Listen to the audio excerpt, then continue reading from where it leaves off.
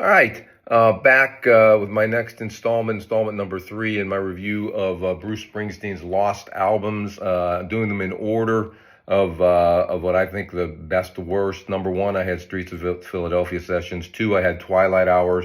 Today, I'm going to review Inyo. And nobody is more surprised than me that I thought Inyo was the third best of these albums, and actually an excellent album. It is the last one that I really dove into. I feared it. Sometimes when Bruce does solo acoustic stuff on some of the songs on Ghost of Tom Joad, some of the songs on Devils and Dust, I feel like he turns them into almost poetry readings instead of songs. The music disappears into the background. He has a habit sometimes of singing in a weird southern accent that isn't his accent, and he does that some on this album too. But musically and overall, Inyo just really grabbed me once I got into it, and I was really pleasantly surprised with how good it was, how good it is. I think it clearly is another complete thematic, solid album. Could have been released by Bruce, would have been well thought of. I think it holds up well to Ghost of Tom Joad and Devils and Dust, his other solo acoustic material from the 90s and 2000s. It actually has one of my favorite songs on the entire collection. And again, this is like pushing into top 50. I shared it with each of my kids, which I don't do with a lot of songs. They all really liked it as well. It's called The Lost Charo. Musically, just really interesting. Bruce's voice inflections are incredible on the song. I find myself listening to it over and over, just like, hey, I want to hear something for 3 or 4 minutes. Let me go listen to The Lost Charo. Terrific song. This entire album really focuses on the Western U.S. and largely on Mexican immigrants, the hardships that they've had over the decades, what it's like to be in their world. A little harder sometimes for me to just directly associate with because I haven't lived that life, but worthy topic, and Bruce, like everything, does it really well. Got some really good songs on here. I already mentioned The Lost Charo. Inyo itself, the title song, has a really it's a good song and a really catchy line about aren't you feeling dry now, brother? Aren't you feeling dry? Just really kind of catches you.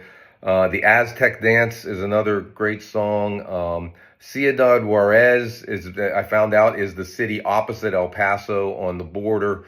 It's a sad song, but a nice song by Bruce about a father who loses his daughter and what that's like. And Adelita is another really cool song. Right in the middle of the song, he says, Adelita, my lady, Adelita, my wife. And as the music picks up and it just kind of somehow grabs you and pulls you in. I like the album a lot. I think it's really good. Again, thematically really solid.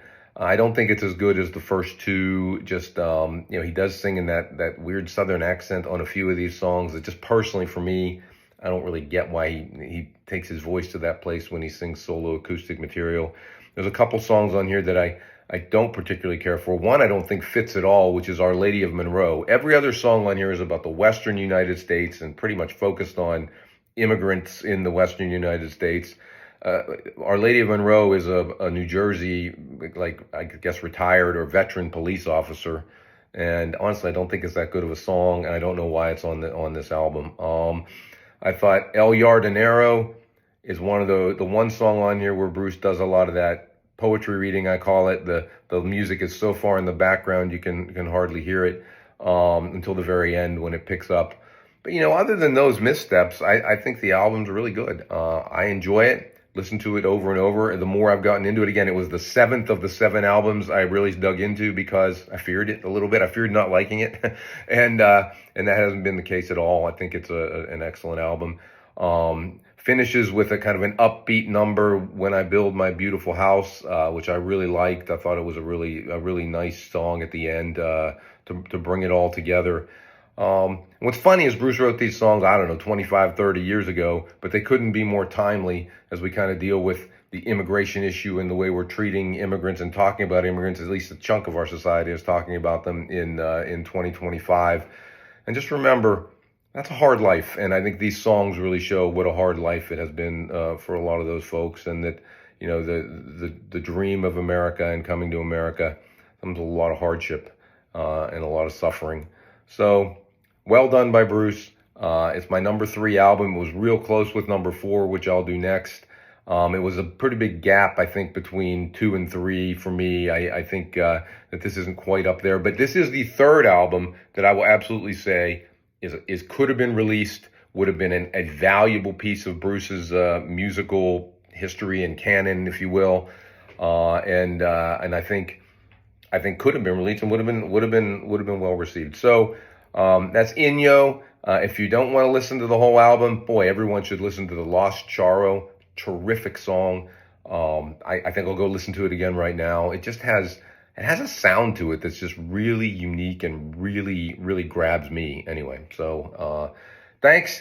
Come back with number 4 in a couple days. Bye bye.